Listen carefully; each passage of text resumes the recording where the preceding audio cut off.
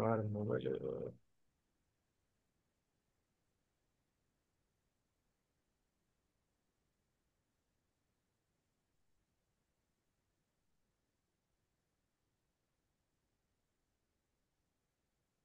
তো তোমাদের সবাইকে অনার্স প্রথম বর্ষের নতুন যাত্রার আন্তরিক শুভেচ্ছা স্বাগতম।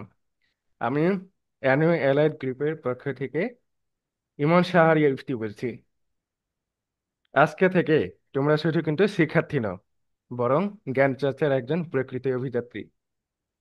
উচ্চশিক্ষা কিন্তু আমাদের এই শুধু পরীক্ষা পাশ করার জন্য নয়, বরং চিন্তা, মনন ও চরিত্র গঠনের জন্য কিন্তু আমরা এই উচ্চশিক্ষা লাভ করব। আমাদের যদি মূল চাবিকাঠি বলতে হয়, সেটি হলো নিয়মিত পরিশ্রম ও শৃঙ্খলাই তোমাদের স্বপ্নকে সফল করবে। মনে রাখো, শিক্ষাই কিন্তু আমাদের জন্য এখন সর্বশ্রেষ্ঠ শক্তি এবং ভবিষ্যতের জন্য সেরা পরিচয়। আজকে আমি যে বিষয় নিয়ে আলোচনা করব সেটি হলো তোমাদের 2024-25 অনার্স প্রথম বর্ষের জন্য নতুন সিলেবাস দিয়েছে কিন্তু জাতীয় বিশ্ববিদ্যালয় থেকে। এই যে নতুন সিলেবাসে কি কি সংযোজন, কোন টপিক বিয়োজন ঘটেছে, এগুলা কিন্তু না জানলে নয়। একটা যাত্রা শুরু করব, সেই যাত্রা যদি আমি ম্যাপটাই না বুঝতে পারি, যে কোন দিকে যেতে হবে, আমাকে পূর্ব দিক থেকে পশ্চিমে যেতে হবে না উত্তরে যেতে হবে এবং শেষ গন্তব্য কোথায়, সেটা না জানলে কিন্তু আমাদের যে এত হাঁটা চলা ঠিক একটা লক্ষ্যহীন জীবনযাপনের মতো। তাই আজকে এই সিলেবাস আলোচনা। আর একটা কথা শুরুতেই বলে রাখি, এখানে কিন্তু বিস্তারিত আলোচনা হচ্ছে না প্রতিটা টপিকের উপরে, শুধুমাত্র আমাদের ধারণা দেওয়া। আর যেহেতু এই বিষয়ের প্রতিটি সম্পর্কে আমাদের গভীর জ্ঞান নাই, সেই কারণে এখানে বিস্তারিত আলোচনা না পেয়ে আমরা ধারণা পাওয়ার চেষ্টা করব। আমি আজকে শুধু মেজর সাবজেক্ট নিয়ে আলোচনা করব, নন মেজর সাবজেক্ট নিয়ে পরবর্তীতে একটি ভিডিওতে তোমাদেরকে আলোচনা করে থাকবো। কোর্স কিন্তু কোড আছে আমাদের চারটি। এই যে নন মেজর, মেজর, এই মেজর চারটি আমাদের হলো English reading skills, English writing skills, introduction to poetry, introduction to prose, fiction and non fiction. English reading স্কিলসে মূলত আমরা যে রিডিং যখন পড়তে যাই, আমাদের কতটুকু দক্ষতা আছে সেটা কিন্তু এখন থেকে ইংরেজির উপরে প্রতিষ্ঠিত হবে। ইংলিশ রাইটিং স্কিল, আমরা কতটুকু ভালো করে লিখতে পারি, ইন্ট্রোডাকশন টু পোয়েট্রি এবং ইন্ট্রোডাকশন টু প্রোজ দিয়েই কিন্তু আমাদের সাহিত্য যাত্রা শুরু হয়ে যায়। এবং এই চারটি কোর্সের মার্কস কিন্তু মানবন্টন 100 করে। ঠিক আছে? তো আমি প্রথমে একটু সময় দেবো।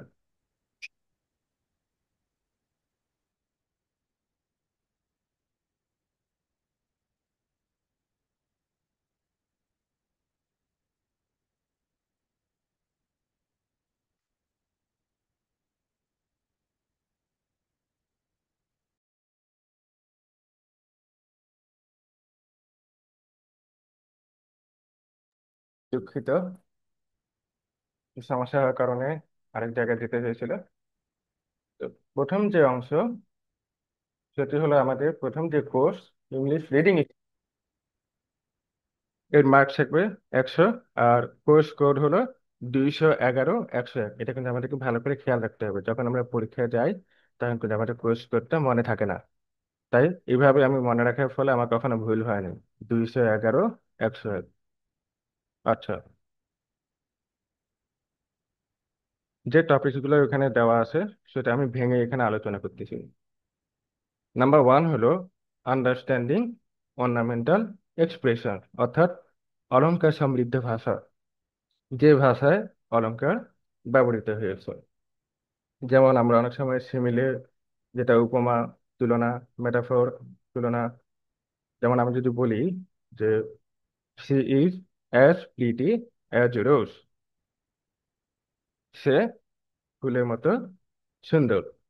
এখানে এই যে অ্যাজ দিয়ে যে তার তুলনা করলাম, এটা কিন্তু অলংকার সমৃদ্ধ ভাষায় চলে আসলো। আর আমি যদি বলি স্বাভাবিক ভাষায় যে সে সুন্দরী, এটুকু বললে কিন্তু আর সেখানে কোনো অলংকার থাকতেছে না। এই যে এই অলংকার সমৃদ্ধ ভাষা ব্যবহার করে আমি যে বাক্যটা প্রকাশ করলাম, মনে ভাব প্রকাশ করলাম, সেটা কিন্তু অনেক সৌন্দর্য বর্ধনে বেড়ে উঠলো। এই জন্য আমাদেরকে অলংকার সমৃদ্ধ ভাষা সম্পর্কে জানতে হবে। কয়েকটিতে এটা নিচে আমরা আলোচনা করব। Number two, serving text organization, বিষয়বস্তুর সংগঠন সম্পর্কে। কোনো লেখা যেমন প্রবন্ধ, নিবন্ধ, গল্প কিভাবে সাজানো হয়েছে সেই গঠনকে খেয়াল করা। যেমন আমি একটা এসে লিখবো, এসেতে আমি মনে করলাম গ্লোবাল ওয়ার্মিং নিয়ে লিখবো। তো গ্লোবাল ওয়ার্মিং নিয়ে লেখার সময় কিন্তু আমরা টাইটেলটা আমাকে আগে লিখতে হবে যে এটা গ্লোবাল ওয়ার্মিং। এরপরে ইন্ট্রোডাকশন দিলাম যে গ্লোবাল ওয়ার্মিং কাকে বলে, গ্লোবাল ওয়ার্মিং এর সংজ্ঞা দিলাম, এই যে একটা সংগঠন পেলাম। মেইন বডিতে গ্লোবাল ওয়ার্মিং কি কারণে হচ্ছে এবং এর পরিণতি কি, এটা একটা প্যারা দেখাইলাম। এবং কি কি পদক্ষেপ আমাদেরকে গ্রহণ করতে হবে যেন বৈশ্বিক উষ্ণায়ন বৃদ্ধি না পায়। এই যে মেইন বইটিতে তিনটা চারটা প্যারা দিয়ে বোঝানো, এটা কিন্তু একটা লেখার সংগঠন। তারপরে কনক্লুশনে আমরা পুরো যে লেখাটা লিখলাম সেই প্রবন্ধের একটা সার সংক্ষেপ তুলে ধরলাম। এবং আরো অনেক কিছু দেখা যায়, sub heading, numbering, bullet point, table, diagram, etcetera. এটা এখন একটু ধৈর্য সহকারে দেখো, নিচে প্রশ্ন আছে, এই প্রশ্ন থেকে ক্লিয়ার হয়ে যাবে। Number three, reading for specific information, অর্থাৎ নির্দিষ্ট তথ্য বের করার জন্য পড়া।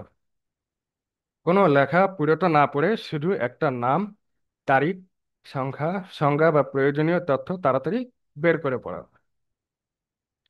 যেমন কৌশল স্কিমিং, চোখ বুলিয়ে দ্রুত পড়া। স্ক্যানিং, নির্দিষ্ট শব্দ, সংখ্যা বা তথ্য টার্গেট করে খোঁজা। আমরা রিডিং স্কিলসে এই দুইটা কৌশল পাবো। স্কিমিংটা হলো শুধুমাত্র চোখ বুলিয়ে দ্রুত পড়ে যাবো। স্ক্যানিংটা হলো নির্দিষ্ট শব্দ, সংখ্যা বা তথ্য টার্গেট করে খুঁজবো।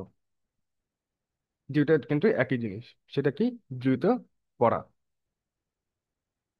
এরপরে যেটা চলে আসবে number four, reading for general comprehension, কোনো লেখাকে সার্বিকভাবে বুঝতে পড়া। অর্থাৎ লেখক কি বলতে চাইছেন তার মূল বক্তব্য ধরার জন্য পড়া। যেমন main idea, supporting ideas, theme, কি পয়েন্টস, এটসেট্রা, পারপস। ধরো কবি বা লেখক একটা লেখা আমাদের কাছে প্রকাশ করতে চাচ্ছে, আমি পুরো লেখাটা সার্বিকভাবে বোঝার জন্য পড়বো, কিন্তু সেখানে মূল আইডিয়াটা কি, তিনি আমাদের কাছে কোনটি বোঝাতে চাচ্ছে, সেটা কিন্তু মেইন আইডিয়া। সাপোর্টিং আইডিয়াস হলো তিনি যে মেইন আইডিয়া বা যে মূল বিষয়বস্তুর উপরে আলোচনা করেছেন তার কয়েকটা বাক্য প্রদান করেছেন আমাদের কাছে। এই মেইন আইডিয়ার আরেকটা সিমিলার ওয়ার্ড হলো থিম। আর সাপোর্টিং আইডিয়াস হলো কি পয়েন্টস, যেগুলো আমাদেরকে পয়েন্ট তুলে ধরলে আমরা বুঝতে পারি যে তিনি ব্যাখ্যার সাথে এই পয়েন্টগুলো তুলে ধরেছেন। পারপাস, তিনি কি উদ্দেশ্যে আমাদের কাছে লিখেছেন। এগুলো আমরা যখন বিস্তারিতভাবে জানতে যাব আরো আমাদের কাছে স্পষ্ট হয়ে উঠবে। Number five, guessing word meanings by using knowledge of number one word form class, number two word function, number three word structure and formation, number four contextual clues. অর্থাৎ আমি যখন একটা প্যাসেজ পড়বো, দেখা যায় কোনো সময় আমাদের কিছু ওয়ার্ড পরিচিত নয়, এতগুলো ইংরেজি ওয়ার্ড তো ভোকাবুলারি জানা সম্ভব না, কিন্তু আমাকে আন্দাজ করতে হবে। এই যে আন্দাজ করার একটা পদ্ধতি, এই পদ্ধতির জন্য চারটি পন্থা রয়েছে। নাম্বার ওয়ান, ওয়ার্ড ফর্ম বা ক্লাস। এটি মূলত পার্টস অফ স্পিচকে নিয়ে আলোচিত মূল বিষয়বস্তু। এখানে নিয়ে লেখাটা মিসিং, তোমরা এটা ক্ষমাসুলভ দৃষ্টিতে দেখিও। নাউন, প্রোনাউন, এসব নিয়ে যে আলোচনা আমরা ইন্টার ক্লাস পর্যন্ত পড়ে আসছি, সেটা নিয়ে এখানে ওয়ার্ড ফর্ম বা ক্লাস বোঝাচ্ছে। Number two, word function. একটি বাক্যের মোট 5 রকম ফাংশন হতে পারে। যেমন সাবজেক্ট, যাকে উদ্দেশ্য করে কিছু বলা হয়। ভার্ব, কর্তা কি করতেছে। অবজেক্ট, কর্তা কিসের উপরে কর্ম পালন করতেছে। কমপ্লিমেন্ট, অ্যাডভার্বিয়াল, এগুলো আমরা গ্রামার অংশে বিস্তারিত জানবো। এখানে বিস্তারিত আলোচনা করলে সিলেবাসটা আংশিক থাকবে। নাম্বার থ্রি হলো ওয়ার্ড স্ট্রাকচার অ্যান্ড ফরমেশন। একটি শব্দ কিভাবে ভিতরে সাজানো, সেটাই তার স্ট্রাকচার। এটি মূলত মরফোলজির অংশগুলো কিরকম? যেমন প্লে, এটা কিন্তু একটা শব্দের রুট বা বেস বা মূল রুট। প্রিফিক্সে কি করলাম? প্লে এর আগে এই রি অংশটা যোগ করে রিপ্লে বললাম, যেটা আমরা জানি প্রিফিক্স। সাফিক্স হলো প্লে পরে ইয়ার। এই যে এইটুকু অংশ কিন্তু হলো ওয়ার্ড স্ট্রাকচার। ফরমেশনটা কি? নতুন শব্দ কিভাবে তৈরি হয় সেই প্রক্রিয়া বোঝায়। শুধু যে প্রিফিক্স সাফিক্স যোগ করে শব্দ তৈরি করা এমনটাও না। আরো আছে কম্পাউন্ডিং, দুটি শব্দ মিলন নতুন শব্দ, news plus paper, blackboard, etcetera. Conversion হলো শব্দ ফর্ম না বদলে ফাংশন বদলানো। যেমন এখানে টু ইমেল দিয়ে আমি ভাব বুঝাচ্ছি, ইমেল করতে যাচ্ছি, কিন্তু এখানে টু এর জায়গায় আমি অ্যান ইমেল দিয়ে নান বুঝালাম। আমি আবার বলছি, এখানে বিস্তারিত আলোচনা করছি না গ্রামারে, শুধুমাত্র জানার জন্য, ধারণা নেওয়ার জন্য এখানে আলোচনা করা হচ্ছে।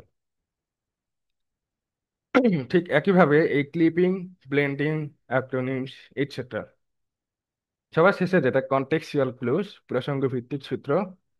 কোনো অজানা শব্দের অর্থ বুঝতে আশেপাশে বাক্য বা লেখা প্রসঙ্গ থেকে যে সূত্র পাওয়া যায়, ডিকশনারি ছাড়া শুধু কনটেক্সট দেখে শব্দের অর্থ আন্দাজ করা। এটার দুটি ফাংশন আছে, একটা হলো লিঙ্গুইস্টিক, একটা নন লিঙ্গুইস্টিক। নাম্বার 6 হলো সামারাইজিং। সামারাইজিং আমরা সবসময় করে আসছি, কোনো টেক্সট পড়ে তার মূল ভাব উদ্ধার করে সেটা সংক্ষিপ্ত আকারে উপস্থাপন করা। প্রেডিক্টিং কি? ভবিষ্যৎবাণী করা। আসলে এটা যারা গোয়েন্দা বিভাগে কাজ করতে পারে, এখন অনেকে আছে এরকম, প্রচুর গোয়েন্দামি করতে পারে, একে অন্যের পিছনে খুব লেগে থাকতে পারে। তো দেখা যায় কিছু কথা বলার সাথে সাথে তারা আরো 4-5 কথা বা বাক্য নিজের মাথায় খেলে নেয় যে হ্যাঁ ও এটা পরবর্তীতে বলবে। এটা যারা গোয়েন্দা বিভাগে যাবা, তাদের জন্য এটা খুবই উপকারী রিডিং স্কিলস। তো টেক্সটের কিছু অংশ পড়ে তার পরবর্তী অংশে কি লেখা হয়েছে সেই সম্পর্কে অনুমান করা, এটাই কিন্তু প্রেডিক্টিং, ভবিষ্যৎবাণী করা। এবার হলো ইন্টারপ্রেটিং, ব্যাখ্যা করা। অনেক সময় লেখক অনেক কথা কিন্তু পরোক্ষভাবে বলেন। এটা আমরা যখন রিডিং স্কিলসে পাচ্ছি, কবিতার অথচ পজিশন অ্যান্ড অ্যাটিটিউডে যাব, তখন কিন্তু আসল ভেজাল বুঝবো যে লেখা কখন পরোক্ষভাবে কি বলতেছে। উনি কি সবগুলো সরাসরি আমাদেরকে বলে দিয়েছেন, নাকি আমাদেরকে কিছু পড়া পড়ে নিজে থেকে আন্দাজ করে নিতে হবে যে উনি কি পরোক্ষভাবে বলতে চাচ্ছেন। এইটা হলো ইন্টারপ্রেটিং। এবার আসি টেকনিক সেন্টেন্স মিনিং। কোনো বাক্যের শব্দগুলো শুধু আলাদা করে নয়, বরং গঠন, ব্যাকরণ, প্রসঙ্গ, অর্থ মিলিয়ে বোঝা। যেমন বেসিক ক্লজ, সেন্টেন্স স্ট্রাকচার, এটা কিন্তু আমাদের সেন্টেন্সের অংশ গ্রামার থেকে। Clause type, clause analysis, complicated structure, এগুলো, এটা কিন্তু টেকনিক সেন্টেন্স মিনিং। একটা বাক্যের অর্থ তোমাকে বুঝতে হবে। দেখা গেল পুরো বাক্যর অর্থটাই তোমার কাছে জানা নেই, কয়েকটা শব্দ জানা আছে, ভোকাবুলারি, সেখান থেকে তোমাকে বাক্যটা বুঝে নিতে হবে। কিন্তু তুমি যদি সিম্পল না জানো, কমপ্লেক্স না জানো, দো অলদোর মানে কি বোঝায় এগুলো না জানো, তখন কিন্তু সেই বাক্যটা আমাদের আন্দাজ করা সম্ভব হয়ে ওঠে না। যেটা লাস্টে বলছিলাম, recognizing author's position, tone and attitude. Author's position অর্থাৎ লেখকের নিজস্ব দৃষ্টিভঙ্গি। একটা টেক্সটে লেখক যে বিষয় উপস্থাপন করেছেন, সেটা কিন্তু তার নিজস্ব দৃষ্টিভঙ্গি কেমন ছিল। সে কি তার ব্যক্তিগত কোনো তথ্য প্রদান করেছে, নাকি সেটা সারা বিশ্বের সবারই সাধারণ জিনিস, যেখানে আমরা বলতে পারবো সাবজেক্টিভ নাকি অবজেক্টিভ। কেমন হলো শব্দভঙ্গি যা দিয়ে আবেগ প্রকাশিত হয়, কখনো খুব সিরিয়াস, কখনো নস্টালজিয়া, পুরোনো দিনের কথা মনে পড়ে, কখনো হিউমারাস অর্থাৎ হাস্যরসাত্মক ভাবে রস দিয়ে যখন আমরা কথা বলি, কখনো অপটিমিস্টিক। এই যে গতকালকে আমাদের ক্লাস নিয়ে খুব আশা ছিল যে আমরা আজকে ক্লাস করতে পারবো, ভিডিও দিয়ে দেখা গেল যে ক্লাস করা যাচ্ছিল না। এই যে একটা আবেগ প্রকাশ করলাম, এগুলোই হলো টোন। আর পজিশন কি? সেটি ব্যক্তিগত কোনো তথ্য প্রদান করছে নাকি সবার সাধারণ বিষয়ের তথ্য শেয়ার করেছে।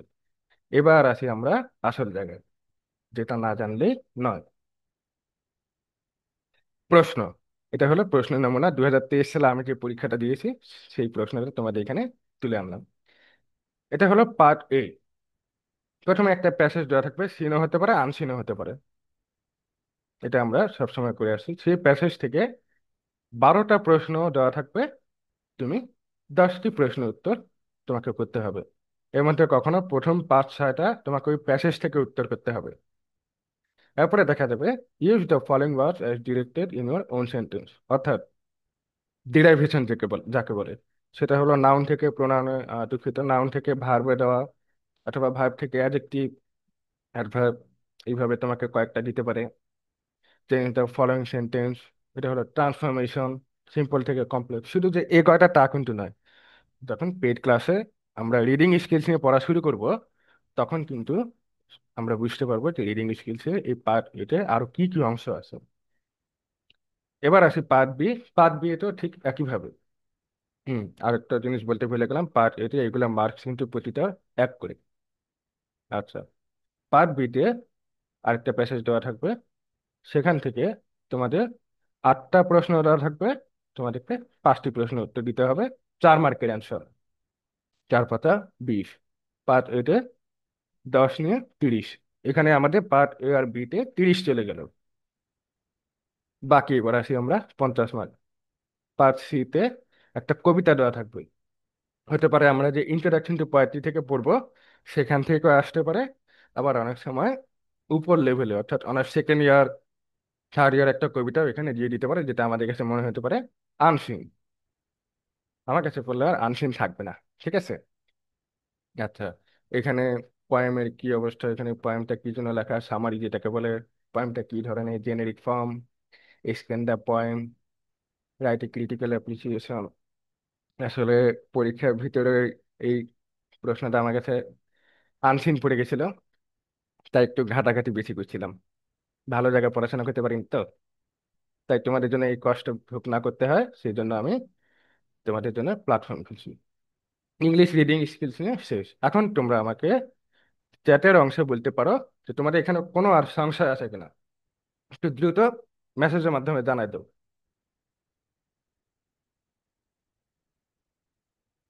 রিডিং স্কিলস নিয়ে যা বললাম, মনে হয় না আর কোনো সমস্যা থাকবে। যদি সমস্যা থাকে বলতে পারো। আচ্ছা, একজন বললো সমস্যা নাই। তোমাদের আর কোনো সমস্যা থাকলে বলো। যদি মেসেজ এভাবে না লিখতে পারো, একজন করে বলো যে এই জায়গায় সমস্যা। আর আমি যেভাবে বুঝাচ্ছি, আল্লাহ রহমতে তোমরা হয়তো বা এখানে না বুঝার কিছু নেই। আচ্ছা, ঠিক আছে, ধন্যবাদ। তাহলে আমরা রাইটিং স্কিলস নিয়ে শুরু করে দিই। এখানে আর বেশি সময় নেব না, আধা ঘন্টা অলরেডি চলে গেছে, আর 15 মিনিট হাতে সময় আছে। রাইটিং স্কিলসেরও একই, মার্কস থাকবে 100।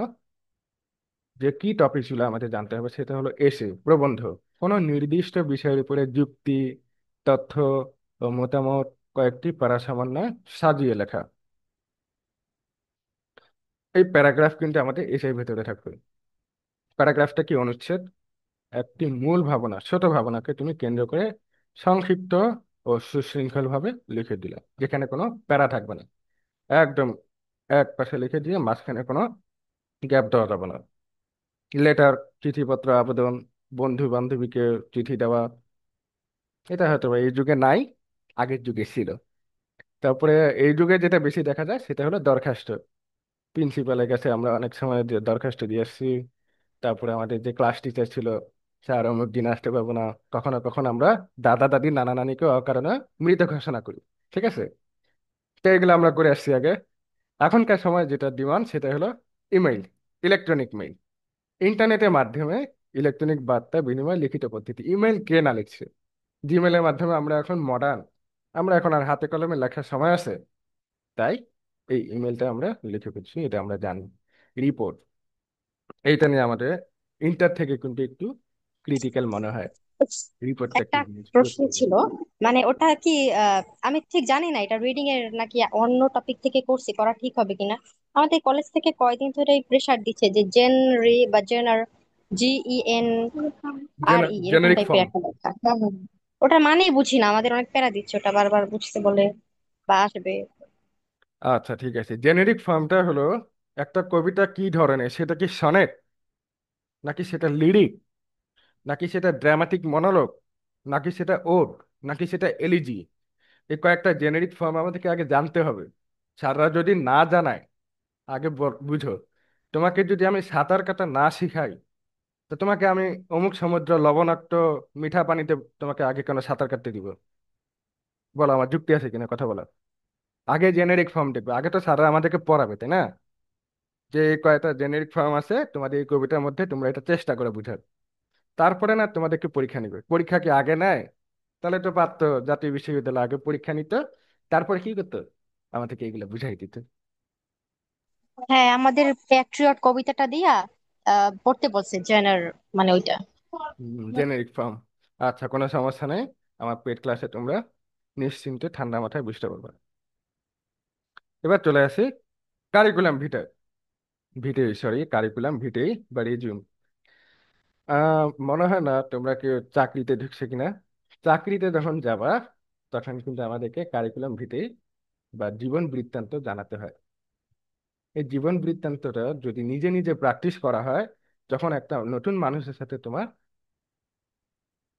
যোগাযোগ হবে, তখন কিন্তু তুমি নিজেকে উপস্থাপন করতে পারতেছো না। বলতে বলতে অর্ধেক সময় চলে যায়। যে প্রথম দেখায় যে ইমপ্রেশনটা তৈরি হবে, সেটা কিন্তু আর হয়ে উঠলো না। তাই এই কারিকুলাম ভিটে আমাদের খুবই প্রয়োজন। সেটা কি? ব্যক্তির শিক্ষাগত যোগ্যতা, দক্ষতা ও অভিজ্ঞতার সংক্ষিপ্ত লিখিত পরিচিতি।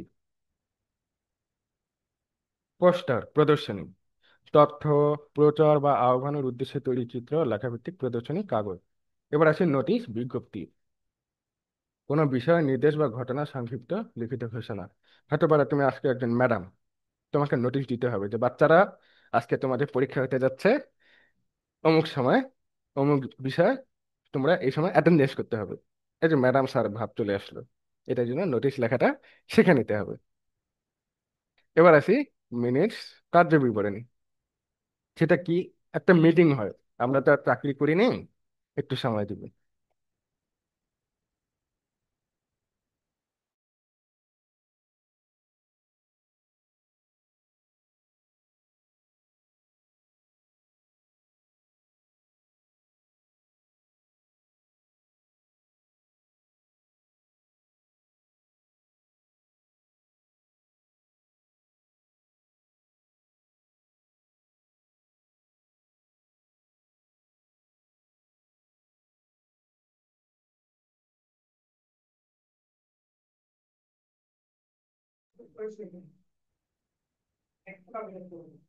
প্রেস রিলিজ, যেটা হচ্ছে যেখানে ছিলাম মিনিটস কার্য বিবরণী। একটা মিটিং এ সভার কার্যক্রম আর গৃহীত সিদ্ধান্ত, মিটিং এ অনেক সময় আমরা আলোচনা করে থাকি যে অমুক জায়গায় সেল হচ্ছে না মিস্টার সাহেব, আপনার দোষ ত্রুটিগুলো বলুন, আমরা আপডেট দেওয়ার চেষ্টা করি। এটা নিয়ে কিন্তু মিনিটস তৈরি হয়ে যায়। এরপরে মেমো স্মারক, অফিসের অভ্যন্তরীণ যোগাযোগ বা নির্দেশনাবলী জানতে ব্যবহৃত সংক্ষিপ্ত লিখিত নথি। প্রেস রিলিজ, আমরা যখন খেলোয়াড়কে কিন্তু অনেক সময় দেখে থাকি, বা অভিনেতা অভিনেত্রীদের কিন্তু অনেক সময় দেখি যে তারা সাংবাদিকদের সামনে বসে কয়েকটা মাইক টেবিলে সাজায় দিয়ে এই যে বিজ্ঞপ্তি প্রকাশ করে, অনেক সময় এটাকে বলে প্রেস রিলিজ বা সংবাদ সংবাদ বিজ্ঞপ্তি। রাইটিং বুক রিভিউ, তুমি একটা বই পাইলা, সেই বই সম্পর্কে মতামত দিলা। প্রেজেন্টেশন উপস্থাপনা, শ্রোতাদের সামনে তথ্য ধারণা বা বিষয় ব্যাখ্যা ও প্রদর্শনের প্রক্রিয়া। আচ্ছা, তোমাদের এই প্রথম অংশটা আর 5 মিনিট সময় আছে। আমি আরেকবার আরেকটা লিঙ্ক দিব, তোমরা আবার ঢুকো, হ্যাঁ? এটা রেকর্ডটা অফ করতে হবে, না হলে মাঝখান দিয়ে অফ হয়ে গেলে রেকর্ড থাকে না। তো দ্বিতীয় অংশে তোমাদেরকে স্বাগত, তোমরা এখন লিভ নিতে পারো।